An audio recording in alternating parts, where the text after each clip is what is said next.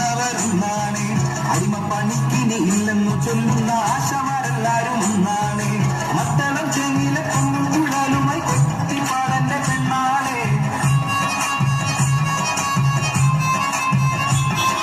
മത്തളം ചെങ്ങില കൊമ്പും കുഴലുമായി കൊത്തിപ്പാടന്റെ പെണ്ണാളെ, പണിയാളത്തല കൊല്ലുന്ന കാഴ്ച കണ്ടായത്തിൽ തുള്ളടി പെണ്ണാളെ, പണിയാളത്തല കൊല്ലുന്ന കാഴ്ച കണ്ടായത്തിൽ തുള്ളടി പെണ്ണാളെ. ചൊല്ലുന്ന ആശമാരെല്ലാരും ഒന്നാണ്, മത്തളം ചെങ്ങില കൊമ്പും കുഴലുമായി കൊത്തിപ്പാടന്റെ പെണ്ണാളെ, പണിയാളത്തല കൊല്ലുന്ന കാഴ്ച കണ്ടായത്തിൽ തുള്ളടി പെണ്ണാളെ, പണിയാളത്തല കൊല്ലുന്ന കാഴ്ച കണ്ടായത്തിൽ തുള്ളടി പെണ്ണാളെ.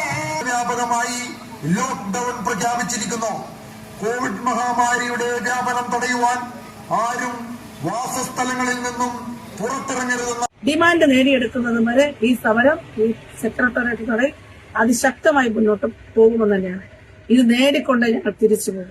കാരണം സ്ത്രീകൾ ഇവിടെ ഒരു ചരിത്രം എഴുതുകയാണ്. ഈ സമരം പരാജയപ്പെട്ടാൽ കേരളത്തിന്റെ എല്ലാ സമരങ്ങളുടെയും ഒരു പരാജയത്തിലേക്ക് അത് കൊണ്ടുപോകുമോ എന്നുള്ള ആശങ്ക ഞങ്ങൾക്കുണ്ട്.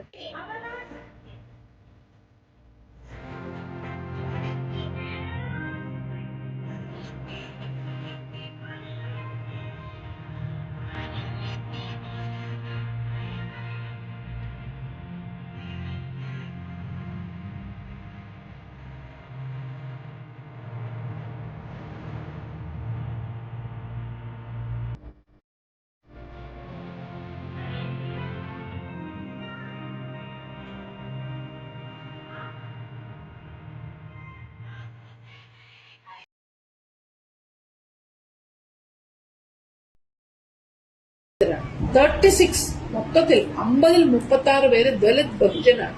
14 പേര് മാത്രമേ ഉള്ളൂ ജനറൽ കാറ്റഗറി ആയിട്ട് വരുന്നത്. അതിൽ തന്നെ നമുക്ക് കാണാം, ഇപ്പൊ ഈ 10 പേര് 10 ദളിതരിൽ തന്നെ 7 പേർക്ക് വീടില്ല. അതിൽ ഒരാളുടെ ബാക്കി 2 പേരുടെ വീട് കടത്തിലാണ്, ഒരാളുടെ ജപ്തി അടുത്ത് നിൽക്കുന്നു.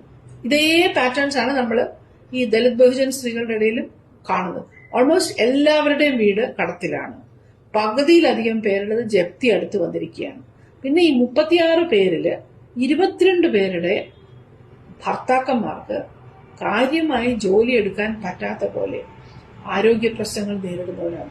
ഇവരാണ് വീട്ടിലെ പ്രൈമറി ആണ്. ഇതൊക്കെ ഞാൻ പറയുന്നത് ഇതൊക്കെയാണ് ഈ സമരം ചെയ്യുന്നതിന്റെ പിന്നിലുള്ള സാമൂഹിക യാഥാർത്ഥ്യം. അപ്പം നിങ്ങൾ ആലോചിച്ച് നോക്കണം, ഈ സമരം സാമ്പത്തികമായ സ്ഥിരതയ്ക്ക് വേണ്ടിയിട്ടുള്ള സമരമാണ്. That you can see. Dalit ബഹുജന സ്ത്രീകളുടെ സമരമാണിത്.